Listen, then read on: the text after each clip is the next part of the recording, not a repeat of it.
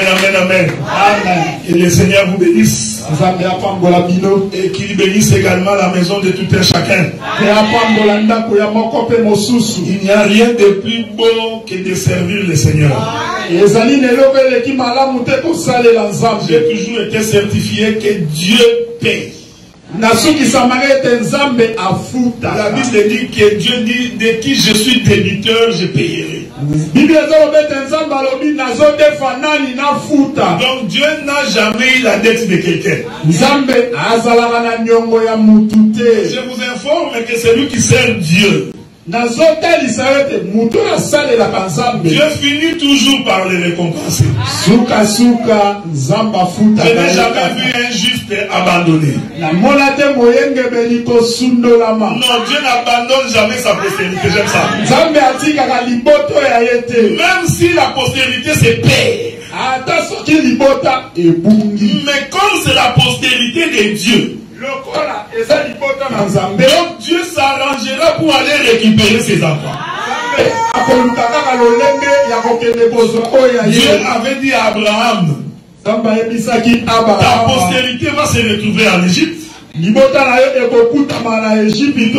rassure-toi que je ne peux pas l'abandonner. Donc l'Éternel viendra secourir sa postérité. Mais remarquez frère, la difficulté fait partie de la marche de l'enfant de Dieu. Parce que c'est par la difficulté qu'on comprend que l'Éternel est vivant. Quand tu as des difficultés, il ne faut jamais te décourager. Parce que la difficulté renseigne que Dieu te prépare de bonnes choses.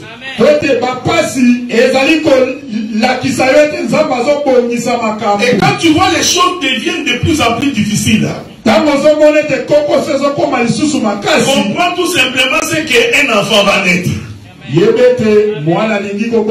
savez, quand une femme est enceinte, quand les douleurs de l'enfantement commencent, donc la femme sait que je vais donner la vie. Mais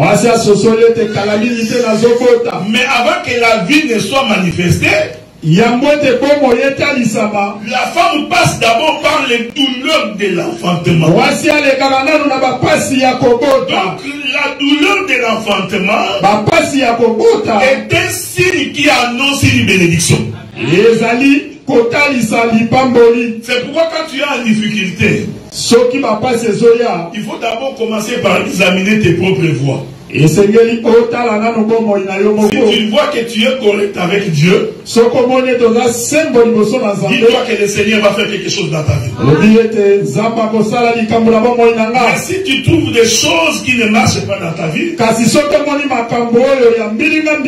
essaie de t'arranger avec le Seigneur. Est-ce que vous comprenez ça, frère? Nous continuons sur le pardon. Et aujourd'hui, nous parlerons des avantages du pardon et l'inconvénient de ne pas pardonner. Voilà, ce sont ces éléments que nous allons examiner aujourd'hui. Nous allons voir quand tu pardonnes, qu'est-ce que tu bénéficies. Et quand tu ne pardonnes pas, qu'est-ce qui arrive? Nous allons prendre nos Bibles. J'ai fait un effort pour respecter la recommandation de la sœur Gina. Donc,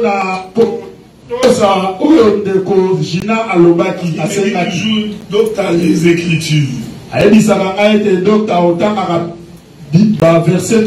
C'est pourquoi j'ai fait un effort pour donner les Écritures. Vous savez, des fois, quand nous prêchons, des fois les prédicateurs croient que tout le monde sait ce qu'il dit.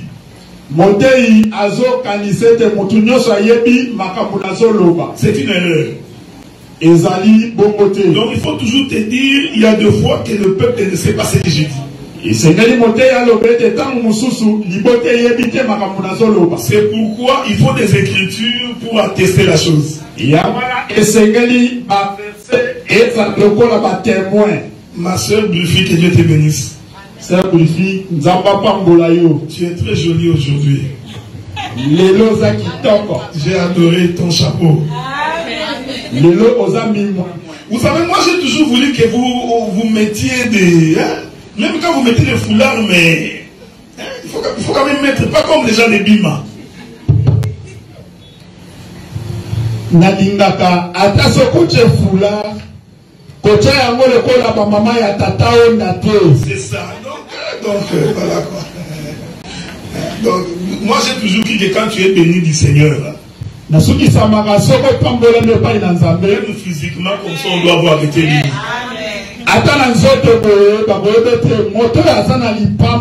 Nous voyons des frères bien habillés en costume. Bazin riche. Mais il faut aussi que les sœurs aussi proprement habillées. Je n'ai pas dit d'exagérer. J'ai dit proprement habillées. Est-ce que vous comprenez ça, frère?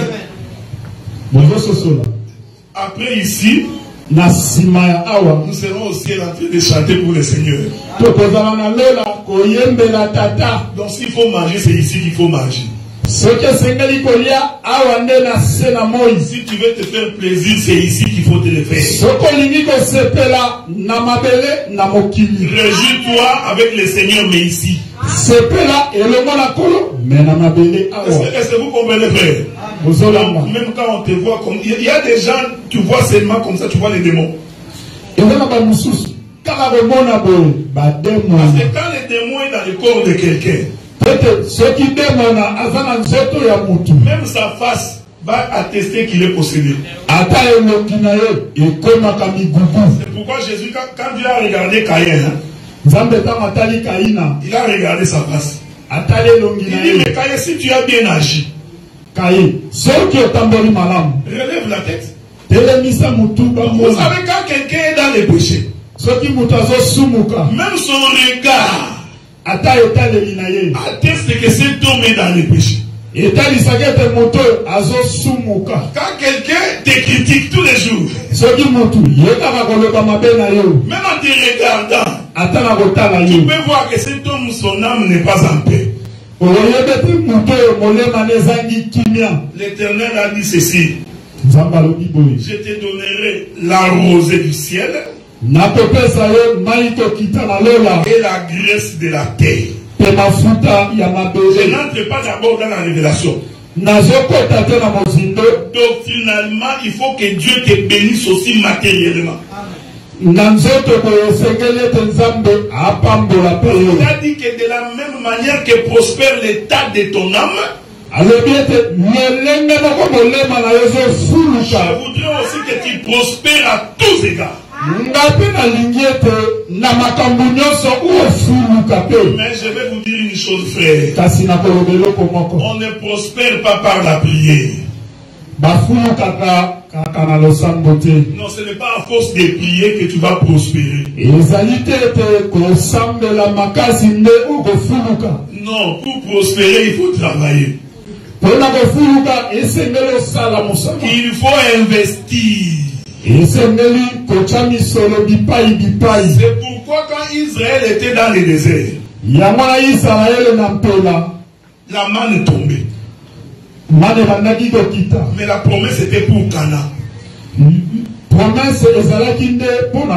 quand ils sont entrés dans Cana, la manne a cessé de tomber. Parce que Dieu leur avait donné une terre. Ils devaient cultiver la terre pour prospérer. Donc, quand tu veux prospérer matériellement, il faut investir. Je crois qu'à un moment donné, les pasteurs doivent revenir sur ces choses.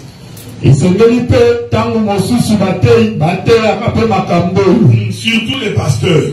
Il faut dire au peuple comment faire pour réussir. Dans ces pays, où il faut investir pour réussir. Vous savez, aujourd'hui j'ai 55 ans.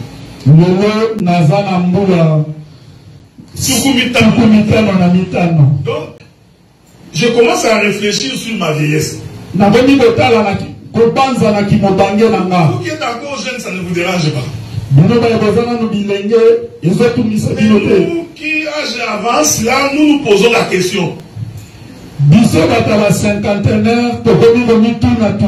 Quand j'aurai 65 et 70 ans que je ne pourrai pas travailler.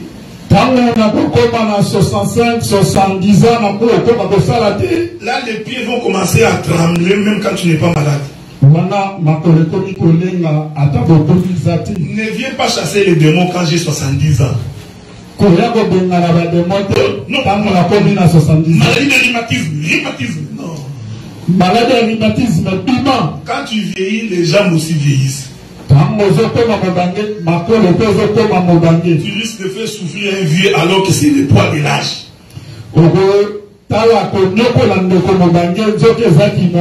Voilà. Donc, à un certain âge, on se pose la question, quand je n'aurai plus la force de travailler,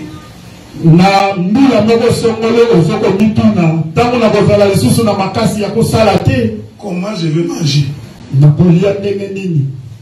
Comment je prendrai soin de mon loyer? C'est pourquoi il faut y songer maintenant. Apprends à épargner au temps de ta jeunesse comme une fourmi. C'est ce que Salomon dit. Observe les fourmis et tire sagesse. Pendant l'été, il amasse des choses. Parce qu'il sait qu'en hiver, il va manger.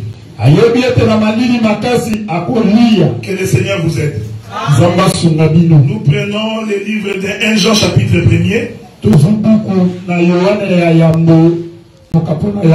Le verset 9. Je vais lire au nom du Seigneur. Si nous confessons nos péchés, il est fidèle et juste pour nous les pardonner et pour purifier toute iniquité.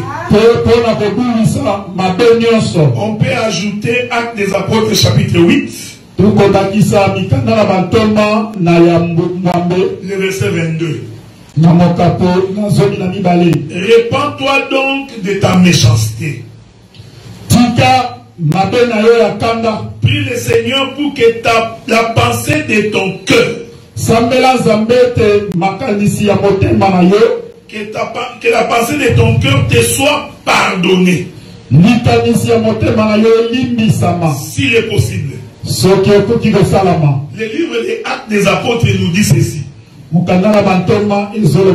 qu'un homme peut pécher dans sa pensée. Est-ce que vous voyez ça faire? On peut pécher non seulement en parlant, non seulement en faisant des actes,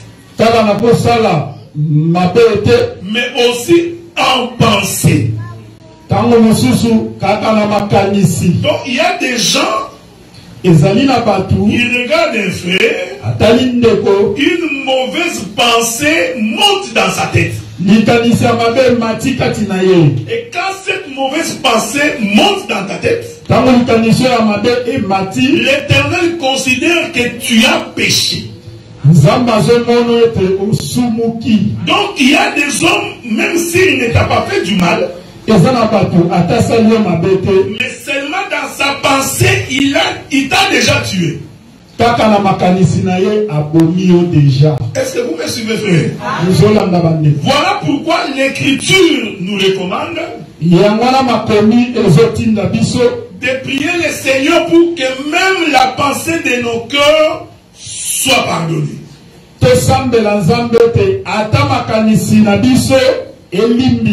Quel est l'avantage du pardon? Le premier élément, c'est que le pardon crée la paix entre Dieu et l'homme.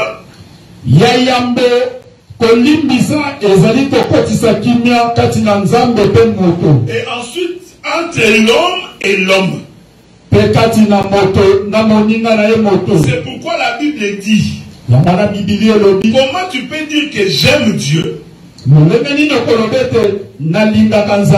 quand tu n'aimes pas ton frère que tu vois? Cela veut dire que tout celui qui dit qu'il aime Dieu, mais qui haït son frère, en réalité il n'aime pas Dieu. Même s'il va à la prière qu'il prie, même s'il met ses genoux à terre, et qu'il dit que Dieu je t'aime, mais si tu n'as pas l'amour de ton prochain, alors Dieu considère que tu ne l'aimes pas non plus. Est-ce que vous me suivez, frère? Donc, être en paix avec son frère te permet aussi d'être en paix avec le Seigneur. C'est pourquoi la Bible dit, si pendant que tu t'en vas pour offrir le Seigneur, et que là tu te souviens que ton frère a un problème avec toi, la Bible dit ceci. Non pas que tu te souviens que toi tu as un problème avec ton frère. Ce n'est pas ça que la Bible dit. La Bible dit que ton frère a un problème avec toi. C'est-à-dire que pendant que je m'avais prié, moi je me souviens que Nicolas a un problème avec moi. La Bible dit que je dépose là mon offrande. Je vais d'abord arranger avec mon frère. Vous savez pourquoi Dieu a dit que c'est toi qui dois te souvenir que ton frère a un problème avec toi?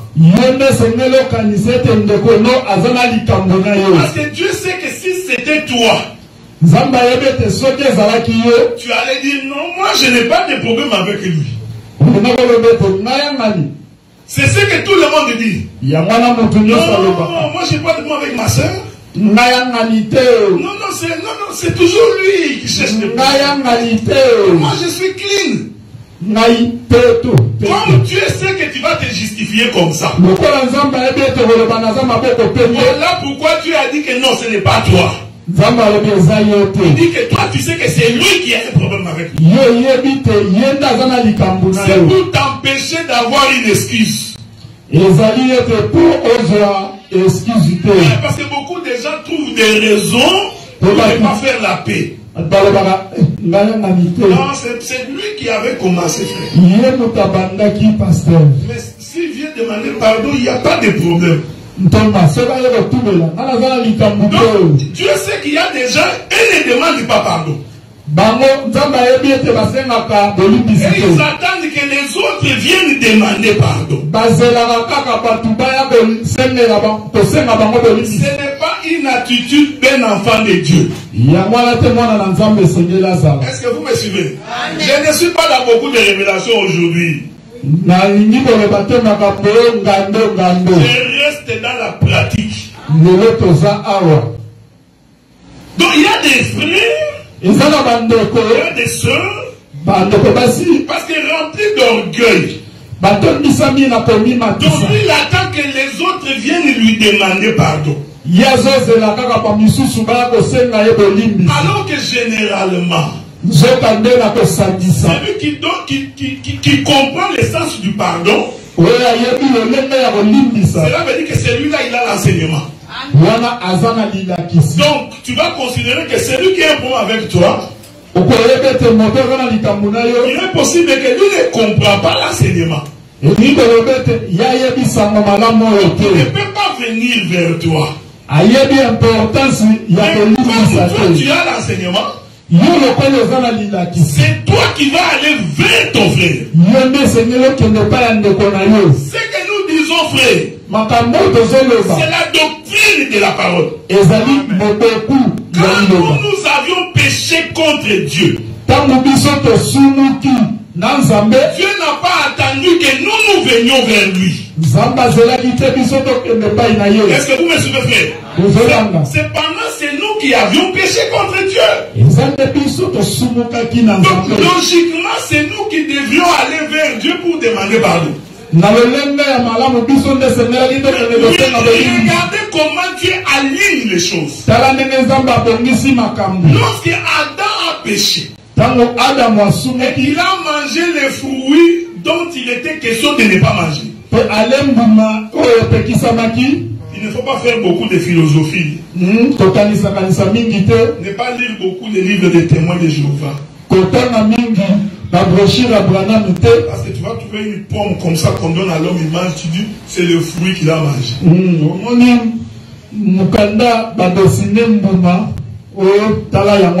Tu dis c'est une pomme, c'est une pomme. Il faut faire attention pour définir les choses dans la Bible. Prenons le livre de Galates.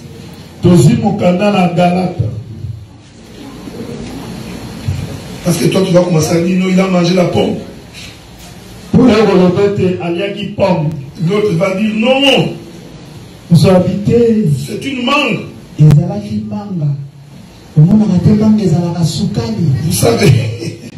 Vous savez, Dieu a sa façon de voir les choses. Hein?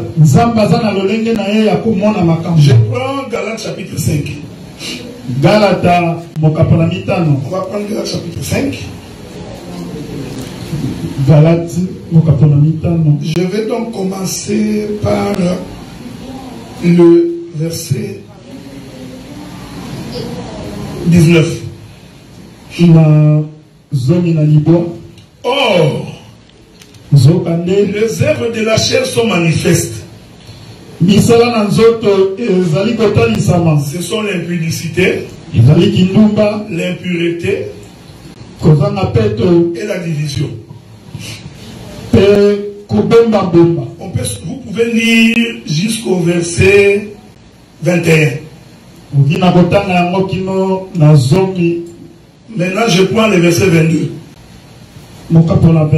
Mais les fruits de l'esprit. Est-ce que vous voyez ça, frère? La Bible définit les choses. Mais les fruits de l'esprit. Dieu n'a pas dit c'est une pomme. C'est une mangue. Donc Dieu définit. Il dit les fruits de l'esprit. C'est l'amour. C'est la joie. La paix. La patience. La fidélité. Et la douceur. Donc tu vois, quand Dieu veut définir les fruits, il ne définit pas comme nous. Et les fruits de l'esprit, c'est en opposition avec les fruits de la chair. C'est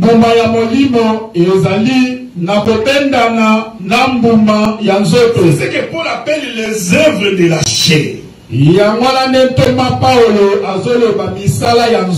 toujours dit que le plus grand ennemi de l'homme, c'est sa chair. Et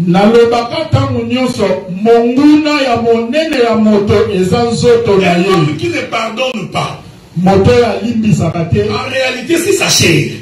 C'est sa chair qui ne veut pas. Non, moi je ne peux pas me rabaisser jusqu'à ce niveau. Non, moi je suis un grand prédicateur. Je ne peux pas aller jusqu'à demander pardon à la sœur Romée.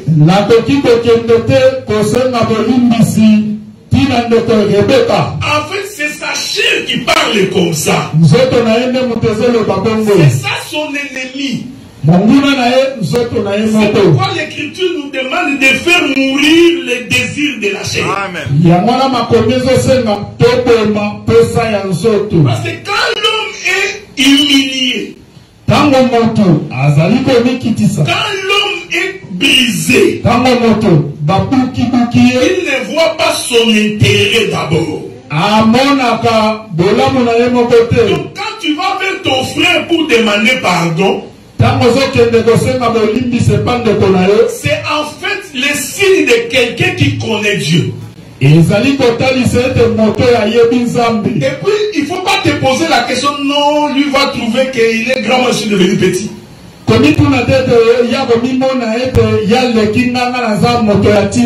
Écoutez frère, je vais vous dire une chose.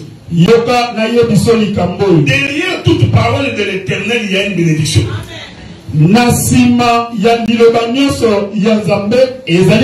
Je vous dis que tout ce que tu fais qui est conforme à la parole est suivi d'une bénédiction.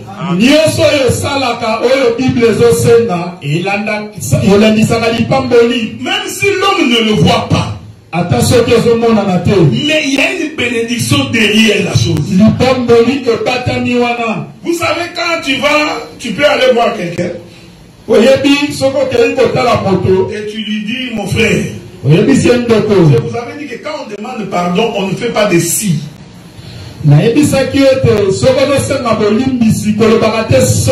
Voilà, ça c'est encore un esprit d'orgueil. Oh bien aimé, si je t'ai fait du mal, un homme comme ça, il ne comprend pas le sens du pardon. Non, si ce que j'ai dit est mauvais, donc lui-même ne comprend pas que ce qu'il a dit est mauvais. Et je dis que dans le couple, ce sont des sources de conflit. Parce que tout simplement, on ne sait pas demander pardon. Quand ton frère te dit que tu m'as offensé, cherche pas de justification. Parce que lui, il est offensé. Quelle que soit la manière dont tu as parlé, même si ta manière de parler était bonne, mais comme lui, il est offensé, pour les gagner, commencez d'abord par t'excuser. Est-ce que vous comprenez, frère? Commencez d'abord par lui demander pardon. Et comme Dieu est juste dans son jugement, je vous dis que ce pardon-là ne lui donnera jamais la paix.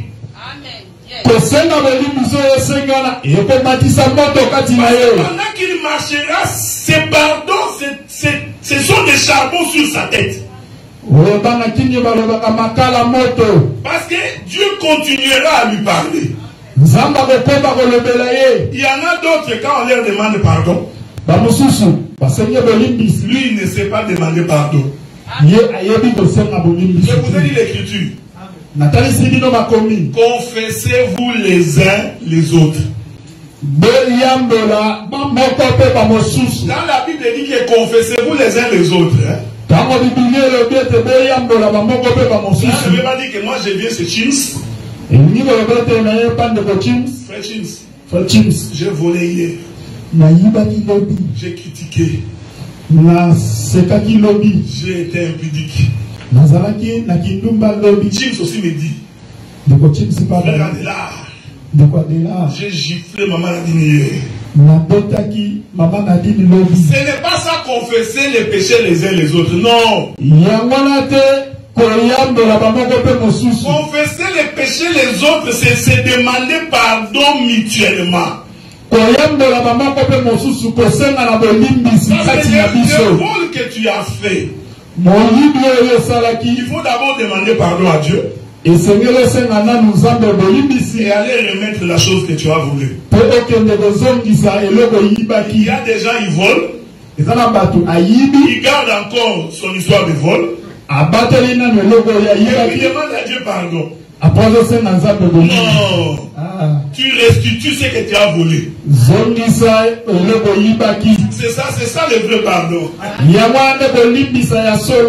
Et le pardon est lié par une forme de diminution. Ce que je dis ici, c'est aussi par rapport à Christ et à l'Église. Christ aussi s'est humilié juste pour nous gagner. Et celui qui demande pardon doit chercher à trouver la grâce auprès de celui qui le pardonne.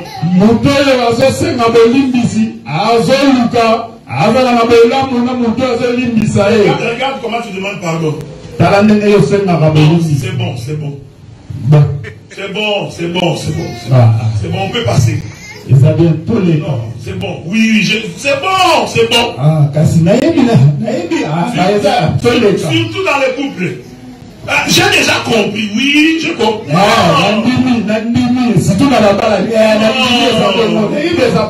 Non.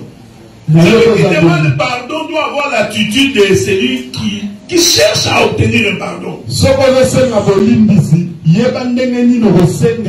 Tu peux même supplier pour demander pardon.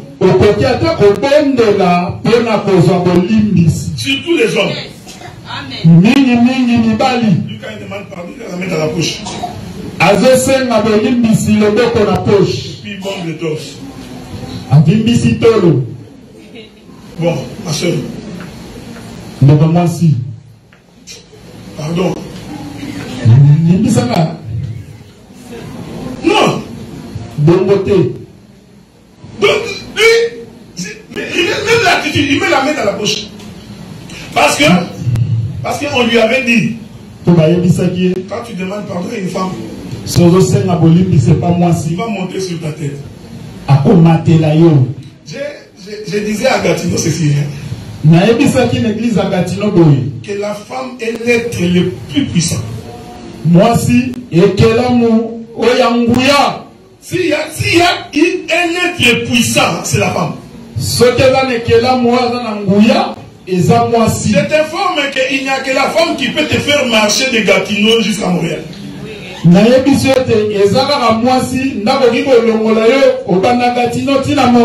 Tu peux compter le nombre de voyages que Pasteur Marcel a fait.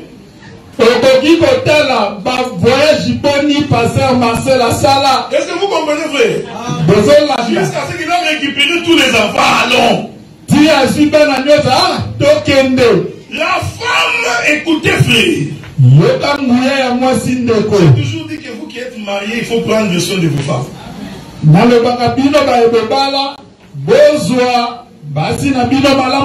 Il faut les respecter.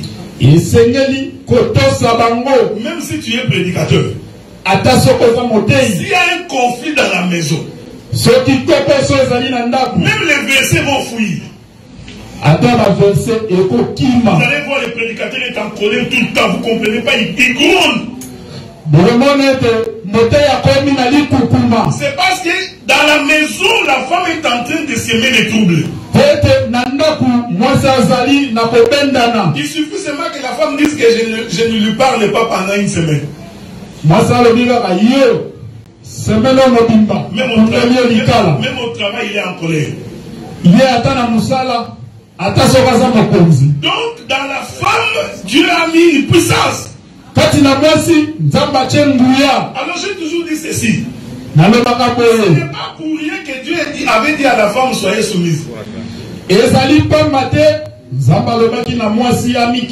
que Dieu sait que la femme ne se soumet pas.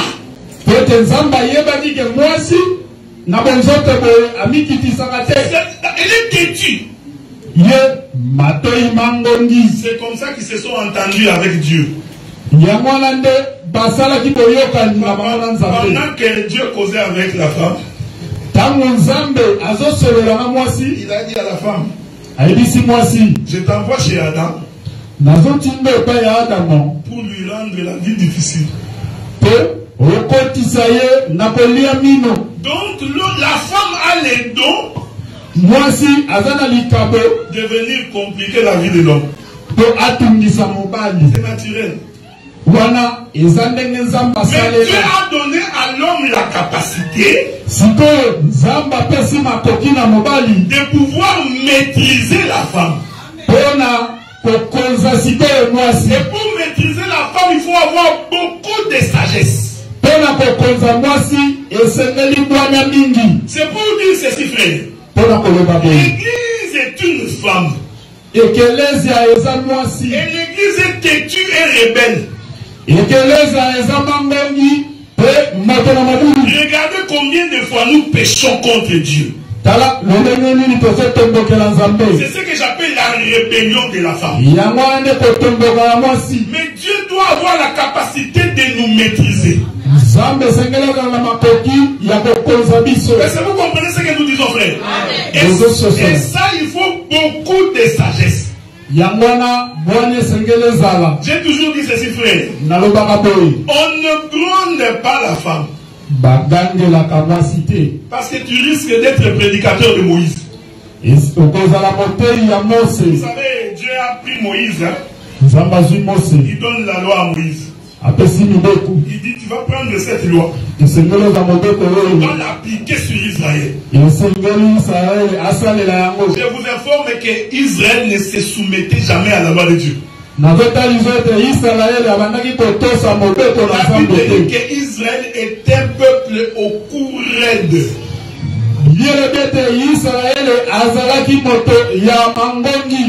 J'aime ça. Donc Israël ayukakati.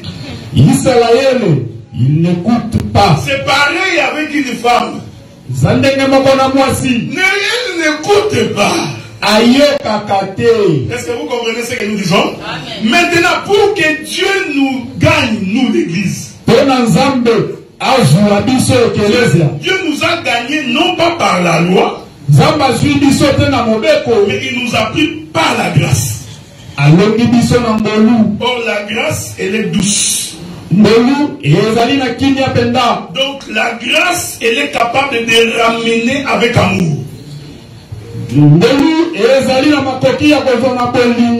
C'est ça même l'essence du pardon. Savoir comment vivre avec son concitoyen sans le blesser. Et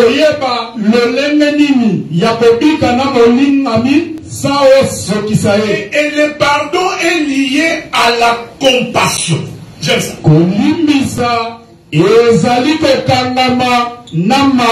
J'ai toujours dit ceci, frère. Là, je parle au ministre. Un prédicateur qui n'a pas la compassion, il n'est pas serviteur de Dieu. Parce que l'amour est attaché à la compassion. Parce que si Dieu n'était pas compatissant, il n'allait pas nous aimer.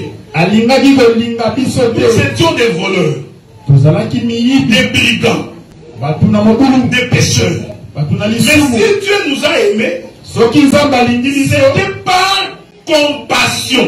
Un homme est venu voir Jésus. Il dit, que ferai-je pour hériter le royaume des cieux? Jésus lui dit, ce que tu vas faire, c'est vivre la loi de Moïse. L'homme répond, depuis mon jeune âge, j'ai observé la loi de Moïse. Est-ce que vous me suivez, frère? Donc l'homme a prouvé que si seulement pour entrer au ciel, il faut observer la loi de Dieu. Et moi je vais entrer au ciel. Alors Jésus se retourne vers lui. Il dit, prends tous tes biens et donne ça à ton prochain. L'homme voulait se justifier. Il dit, bon, qui est donc mon prochain? Est-ce que vous me suivez, frère? Suivez-moi bien. Je vais finir dans 2 minutes. Il dit, qui est donc mon prochain? Jésus, au lieu de lui dire, oh, ton prochain, c'est le frère ici. Maintenant, regardez comment Jésus définit les prochains. Il dit, un homme descendait de Jérusalem vers Jéricho. Je suis en train de définir les prochains et les pardons. Un homme descendait de Jérusalem vers Jéricho. L'écriture dit descendait. Donc nous comprenons que Jérusalem est en haut. Amen. Jéricho est en bas. Parce qu'on ne peut descendre que de haut vers le bas. Est-ce que vous me suivez, frère? Donc cet homme descendait. Pendant qu'il descendait, il croise des brigands. Ils l'ont tabassé. J'aime ces choses. Mais lui descendait de Jérusalem vers Jéricho. Je vais aller très vite parce que je n'ai pas beaucoup de temps. L'homme qui descendait de Jérusalem vers Jéricho, c'était toi et moi. Mais nous sommes descendus d'Adam. Parce que nous tous, nous sommes sortis d'Adam. Est-ce que vous me suivez? C'est-à-dire que celui qui descendait, c'est Adam. Mais nous tous, nous sommes issus d'Adam. Donc c'est nous qui descendions de Jérusalem vers Jéricho. C'est pourquoi nous nous prêchons que les enfants de Dieu descendent du ciel vers la terre. C'est pourquoi tu ne peux pas rentrer au ciel si tu n'es pas descendu de là. Adam était d'abord dans le jardin. Il pêche, il sort. Mais il doit rentrer dans le jardin. Si tu n'es jamais descendu du ciel, tu ne rentreras pas au ciel. Est-ce que vous me suivez, frère? Le Seigneur nous gardera. Je vous dirai que quand Israël entre à Canaan, en fait, Israël est rentré en Canaan. Israël venait de Canaan. On en parlera un jour. L'homme descend. Il croise des bandits qui l'ont tabassé. Donc selon notre foi, le fait que nous sommes sur la terre, c'est que le diable peut nous attaquer. Les difficultés font partie de ta marche en tant que chrétien.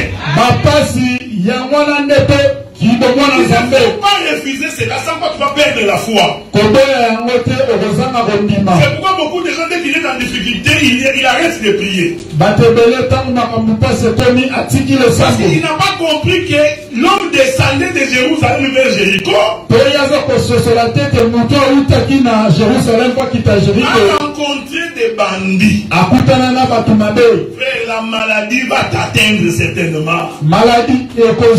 Les difficultés arriveront aussi.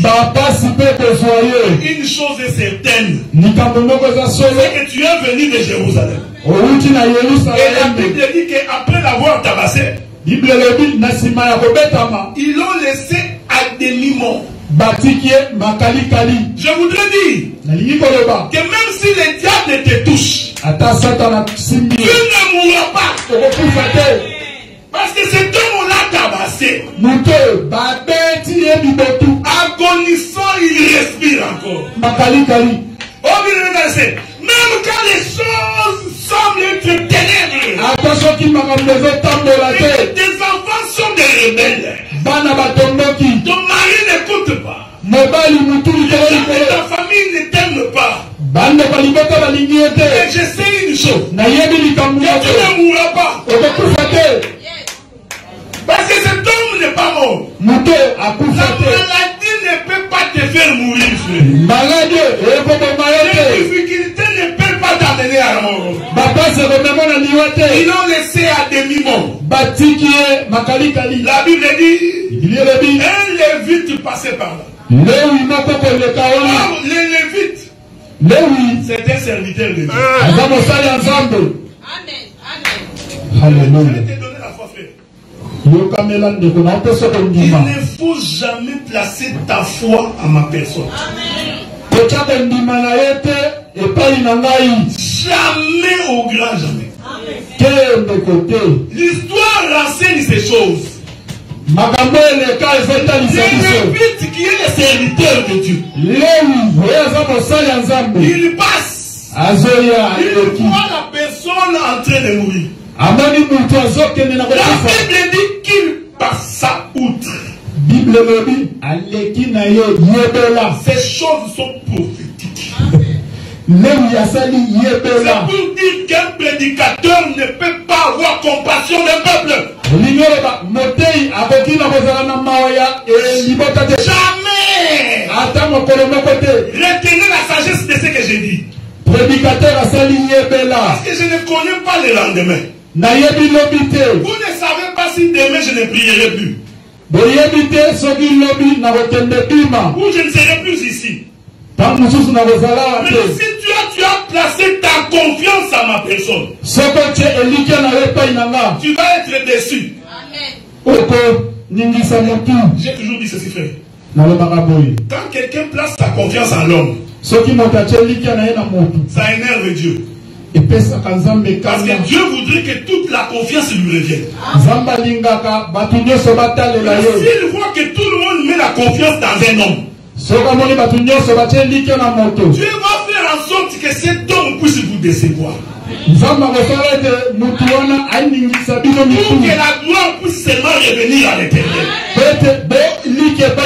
C'est pourquoi j'ai toujours dit aux prédicateurs, attention de vouloir trop monter. Arrête de dire qu'il n'y a que toi, il n'y a que toi. Tu es en train de défier l'Éternel Dieu des armées. Et Dieu, quand tu les combats, la Bible dit ceci. Il est redoutable de tomber entre les mains de l'Éternel. Parce que si tu tombes entre les mains du diable, l'Éternel viendra à ton secours. C'est l'Éternel qui te détient. Il viendra te délivrer. Est-ce que vous comprenez ça, frère? Le Lévite vient. Je ne sais pas si les bandits sont allés pas ici.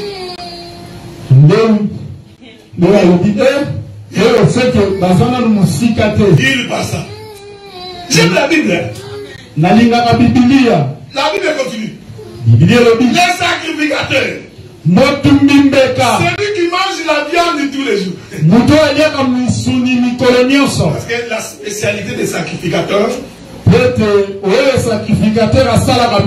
c'est manger la viande. Dans la maison des sacrificateurs, ils n'aiment pas beaucoup les légumes. Le gros moussuni comme ça. Bien aimé dans le Seigneur, il faut donner à l'Éternel. Une bonne offrande. Il faut donner ton Isaac.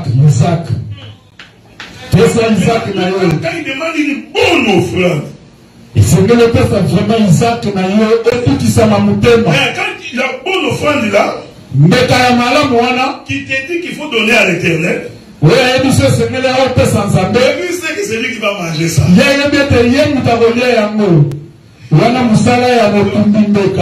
Il se prêche lui-même. Est-ce que vous comprenez ça, frère? Vous savez, moi j'ai toujours cru que quand tu sers Dieu, le Dieu vrai, il va te payer. Il te payera, il va te payer. Tu n'as pas besoin de faire beaucoup de gymnastique. Marche dans la droiture de Dieu. Respecte la voix de Dieu. L'Éternel viendra à ton secours. Est-ce que vous comprenez, frère? Paul dit ceci. As-tu déjà vu quelqu'un dans l'armée qui s'est fait payer lui-même? Est-ce que tu as déjà vu? Ça c'est Paul qui dit. Celui qu'on a enrôlé dans l'armée est payé par celui qui l'a enrôlé. C'est pourquoi chaque fois que Moïse avait des difficultés, il allait demander à Dieu. Ce n'est pas moi qui t'ai demandé de me donner ce peuple. 5 minutes. Les sacrificateurs aussi. Il regarde. Il passe. Un Samaritain passé par là. La Bible n'a jamais dit les bons Samaritains. Il n'existe pas de bons Samaritains. On en parlera un jour. Pour les Juifs, tous les Samaritains étaient des pécheurs. C'est Louis II qui a mis les titres, les bons Samaritains. Mais Jésus a dit un Samaritain passé par là. Maintenant regardez.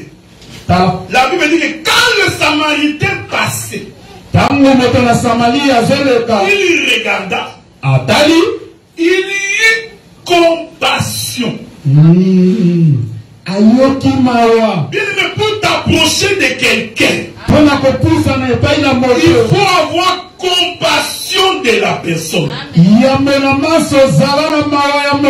Donc on ne peut pas s'approcher de son prochain. Premièrement, tu ne l'aimes pas. C'est ça la compassion, frère. Il regarda avec compassion. La Bible dit, pour manifester sa compassion, lui qui était sur une monture. J'aime ça. Être sur la monture, c'est être élevé. Il descendit de sa monture. Celui qui demande pardon doit apprendre à descendre. Celui qui cherche la compassion apprend à descendre. Est-ce que vous comprenez, frère? La Bible dit que quand tu viens dans une fête, ne prends pas la première chaise avant qu'on te le donne. Parce que tu es venu en costume. C'est la plupart des pasteurs d'aujourd'hui. Il est pasteur à l'église. Il croit qu'il est pasteur même dans la fête des frères.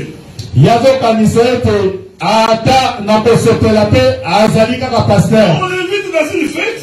Il amène son titre de pastorat même dans la fête. Comme à l'église, on porte sa Bible. Il a sa propre chaise devant. La chaise avec onction. Tu ne peux pas t'asseoir sur la chaise du pasteur. Donc lui, quand il arrive à la porte. Depuis sa maison, il avait porté sa Bible. Il arrive à la porte. Une autre sœur possédée par un mauvais esprit. Pas ça. Daddy. Il récupère la Bible. Daddy. Il l'a porté depuis chez lui à la maison, non? Maintenant, lui, le pasteur, il fait un peu les... Il s'échauffe. Le pasteur, la fille il va avec la Bible. Moi, sœur, avec la Bible. L'homme de Dieu. L'homme se met. Il commence à vibrer. Oui. Il y a des gens qui sont hypocrites. Il vibre. Là, il ferme les yeux.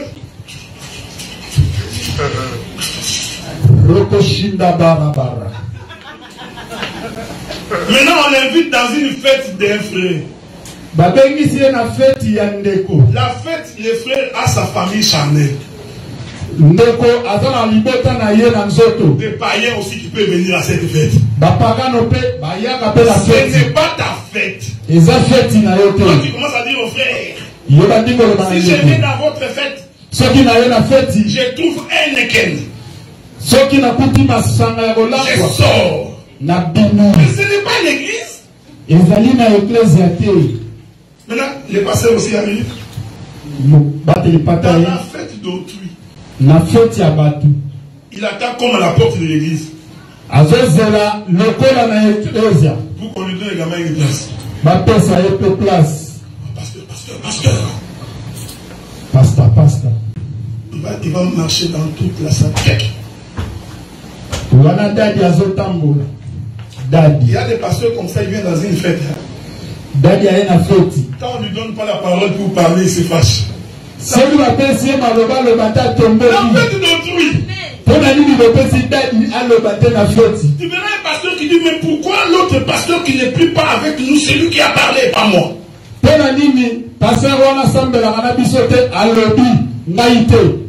Donc tu veux te comporter comme tu te comportes à l'église jusqu'à la fête d'autrui. La Bible dit, quand tu viens dans une fête, mets-toi sous la chaise de derrière. Attends que les protocoles te disent non, pas ici, viens te mettre ici. Tu risques de te mettre ici et puis on te dit non, pas toi ici, toi tu rentres là-bas. C'est-à-dire que le serviteur doit être un homme d'humilité. Même entre nous, nous devons être humbles parce que c'est ça l'amour du pardon. Il descend de sa monture.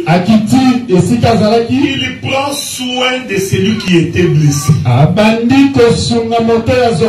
Quand tu es en difficulté, Dieu ne peut pas t'abandonner, frère. Il va quitter sa position d'autorité, il descendra pour toi. Parce que le pardon a la compassion et elle libère. Surtout les gens qui ne pardonnent pas les belles sœurs. Tu vois, il y a des expressions.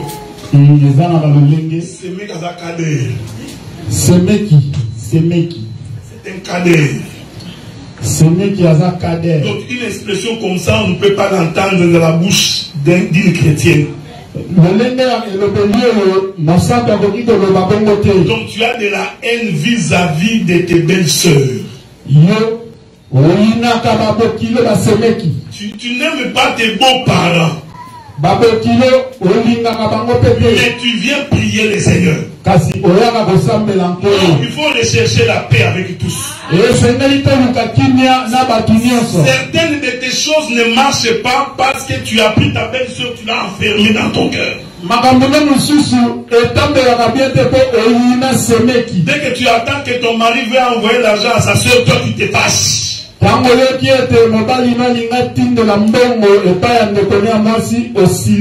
quand c'est pour ta mère, tu es content. Donc, toi-même, tu es en train de te fermer les portes. Il y a certaines délivrances qui ne peuvent s'opérer que par le pardon, frère. Ça compris pour toi. Seulement par le pardon, tu es libéré. Certaines de tes voies peuvent être ouvertes parce que tu as pardonné. Quel que soit le mal que la personne t'a fait, fais de ton mieux pour pardonner celui-là. L'Éternel est bon, il t'a donné le téléphone. Tu as WhatsApp. Amen. Donc tu peux ne plus envoyer même un voice. Amen. Comme toi tu as des difficultés pour t'humilier beaucoup. Alors Dieu t'a donné WhatsApp. Envoie un message. Pardonne-moi à cause de ce que je t'ai fait. Ça va partir et je te dis que le ciel va être ouvert pour toi. Oh, tu vois, ce jeune garçon-là m'avait aimé. J'ai mis beaucoup d'espoir dans ses frères. C'est pourquoi j'ai toujours dit, il faut faire attention quand tu n'aimes pas la femme, lui dire que tu l'aimes.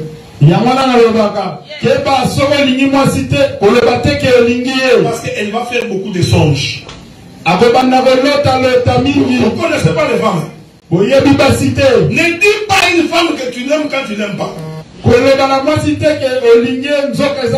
Surtout vous les célibataires. Tu vois la sœur, salut, c'est ma sœur. Je t'aime beaucoup. C'est fini. C'est fini, elle va commencer à rêver. Au début, elle ne te regardait pas. Depuis que tu lui as dit que tu l'aimes, tous les jours, elle va te regarder. Il vérifie même les chaussures. Parce que tu lui as dit que tu l'aimes. Après, tu te réveilles demain. Ton amour est fini. Une sœur comme ça pour te pardonner. Il faut que Dieu lui vienne en aide.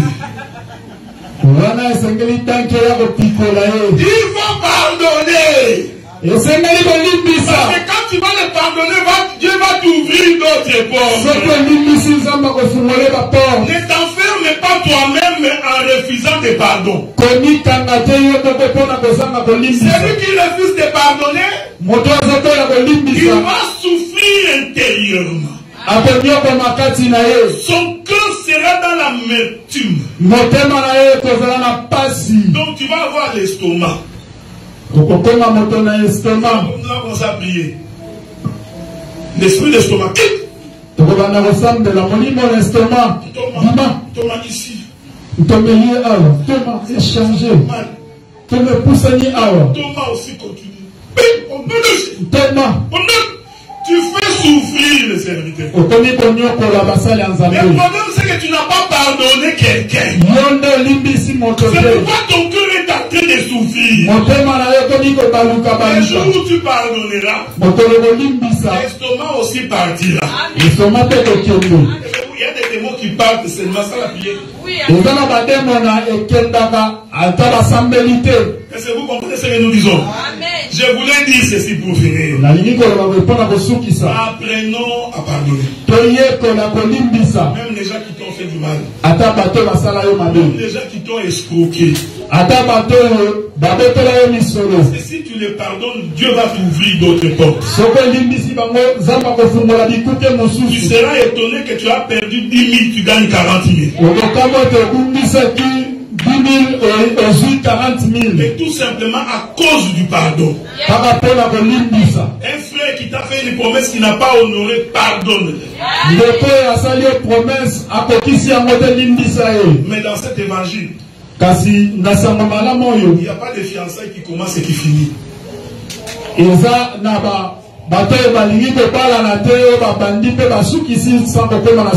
faut pas nous amener l'enseignement, tu vois, c'est les fiançailles. Et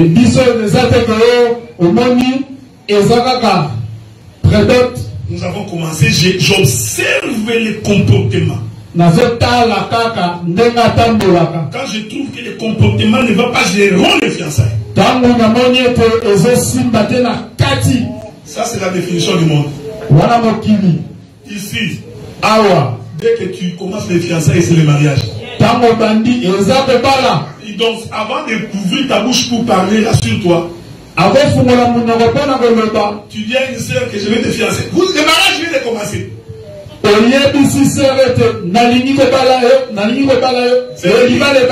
Donc pour nous, tu es un frère, Dieu t'a parlé avant d'aller.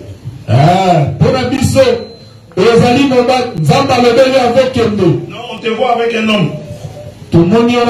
On te pose la question, qu'est-ce qu'il y a là-bas? Non frère, on s'observe mutuellement. Non, il n'y a pas à s'observer. Et comme il y a des sœurs qui disent ceci. Hein?